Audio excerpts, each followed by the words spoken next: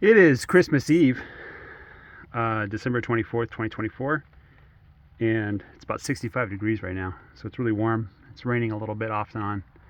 I don't think we got that much rain. The forecast was supposed to be like half an inch of rain or something like that, but it's not. It's not going to materialize unless something happens.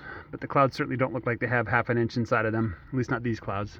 There might be some thunderstorms tonight, who knows. It's about, I'd say 1:30 in the afternoon. I forgot to check the time before I recorded, but I assume it's 1:30. And rolled out a bale of hay for him. We're going to move him tomorrow morning, probably later morning, hopefully before noon. Yeah, I got a lot of really awesome comments about the bale and roller, people that have been doing this for a while, and I'm sure that they've done a lot of experimentation with different ideas with the bale and roller. It's kind of weird because in agriculture, you like look at an aspect of agriculture, you say like, oh, that can't be that complicated. And then once you actually start doing it, you realize, oh my goodness, there's a lot of details that are important to doing it right. So as you noticed, I'm not really thinking too hard or working too hard in unrolling these bales of hay. There's two bales next to each other here, and that's what it looks like after they ate on that. And then I just unrolled this bale of hay. It's kind of hard to see, but that's the end of it there, that they're kind of picking at. In my case, the cows are not fighting over the hay. There's plenty of room. If one of the cows pushes another cow, they can move to a different spot. So I don't think that's a concern that I have. But one of the recommendations was to unroll less than a full bale of hay at a time. And the commentator that made that comment was suggesting that you give the cows hay for 2 to 3 hours and then they clean it up. And I was thinking about that. I'm like, well, that's not a bad idea, especially if I can get out here 2 or 3 times a day, unroll some hay, have them munch on it for 2 to 3 hours, and then come back and unroll some more hay. Give them time to obviously chew their cud and everything like that too. But that might be something I might try out, is unrolling part of a bale of hay, coming back, and if there's still some left, say, well, I'm going to unroll less next time. Another person commented that you have to take into account the forage that you have, because they're going to eat the forage while they eat the hay. And so if you're trying to target 2 to 3 hours of hay grazing, it might be a good idea to turn them loose in the area, let them clean up whatever's left, and then roll out the hay. And that was an idea I was having, not so formally, but I think it's a good one. It's probably something I will adopt. Like, I'll move them to the next row without any fresh hay. And then after a day, or maybe after 12 hours, go out there, and 12 hours of grazing time. So maybe like the day after Christmas, in the evening time or something like that, early afternoon, evening. Go back there and roll out a bale of hay for them after they've pretty much cleaned up whatever there is. So I think that's a good idea. Another thought that somebody had was, let's see if I can remember, is running a wire down the unrolled bale of hay. And I think that's really smart. It keeps the cows from pooping and peeing on it too much. If you've seen like how they do milk cows, how they feed cows in barns, they make like an alley or a lane where they put the food, and the cows are allowed to poke their heads in, but not their butts, right? And so the cows don't poop and pee on their food. The only reason I'm not doing something like that is I think I tried it early on, like 2 or 3 years ago, and it was kind of hard to set up because the hay was so thick.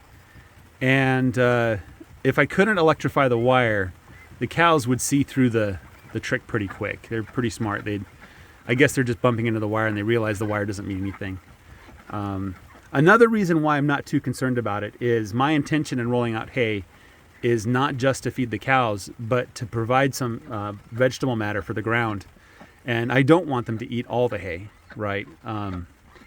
They can't eat all the hay, even if you set up optimal conditions. There's going to be some left behind.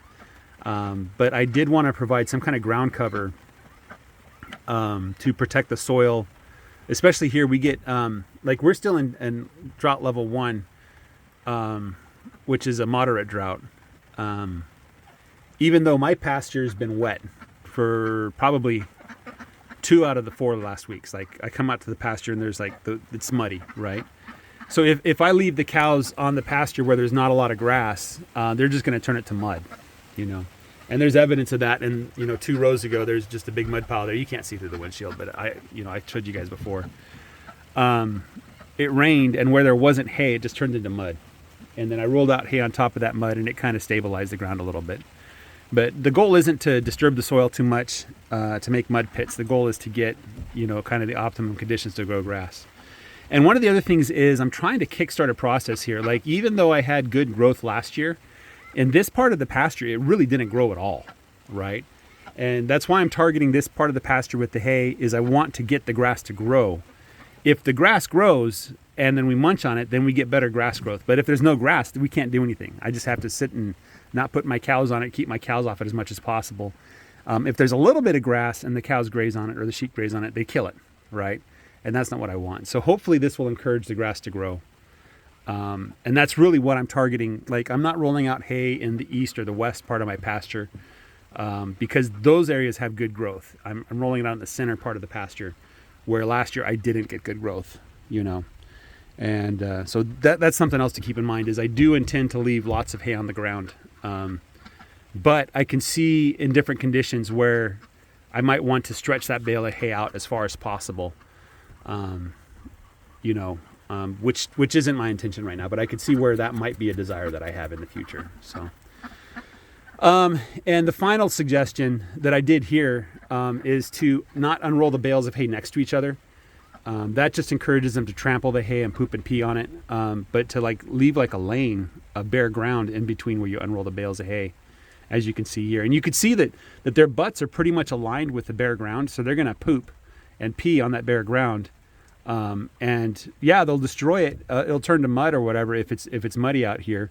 But that's probably a good way to stretch out that bale of hay and get them to eat as much as possible. And the more they eat it, the more they trample it into the ground. It's just good stuff all around. Okay, so that's kind of my notes on what some of the comments were about, and just great suggestions all around.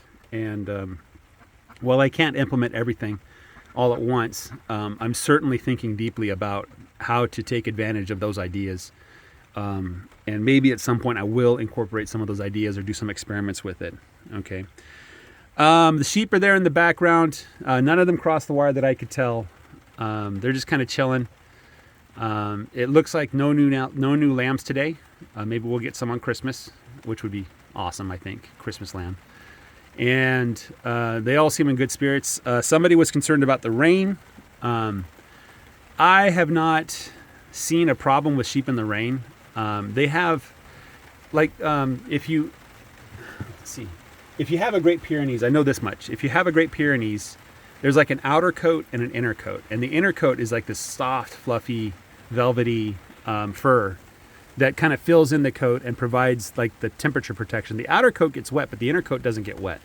And it's the same way with the sheep. So the sheep, they'll get wet on the outside, but all you have to do is look down past that outer layer, and you'll see that they have a very thick wool or hair coat there that fills it in and keeps them warm. So I'm not concerned about the sheep, and certainly not the cows. The cows can take more extreme temperatures than humans can very easily. They can endure extreme heat very well. They can also endure extreme cold. The cows do grow a hair coat under that outer coat that you see there. It's not as thick as the sheep, but it doesn't need to be because they're thin. Their skin is thick. It's leather, right? So they're wearing a leather jacket. Okay, they're fine. They're perfectly fine. There was only one case where I was concerned about the temperature of the cows, and that was last February, I think, when we had an ice storm. What was happening was it was raining heavily, and because the temperatures were just below freezing, the rain was freezing where it hit. And some of the cows got soaked in ice, and some of them got wet is the worst part. And so one of the cows was shivering, so I moved the cows to shelter in the trees and the brush, and they just warmed right up. They just cleaned right up and warmed right up. But that's the only time I've really seen them cold. If the temperatures actually drop very low, it's good for them because they're not wet anymore. And that's kind of the enemy of the cows, is getting wet and muddy. Which, as you can see, my cows are not wet or muddy.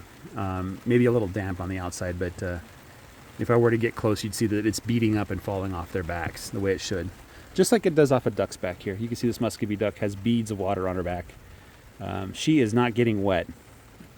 She's perfectly, just like the other animals, there's a thick, downy inside coat that keeps them warm. and they can regulate their body temperatures better than we can. So that's where I'm at. Thanks for the suggestion, guys. Keep them coming. And if there's something I'm doing that you think isn't right, I'm not like other farmers which like tell you to get out and just keep your mouth shut. I'm more than open to hearing suggestions, especially because I'm still new at this. And at the very least, I'll learn something new. You know, I'll get a new idea to consider. Maybe I'll do an experiment in the future. Maybe I'll adopt the practice. You know, we'll see. So don't be shy about sharing your opinion with me. I'm more than yours. I'm more than happy to hear what you have to say. Guys, have a great day. Take care and bye-bye.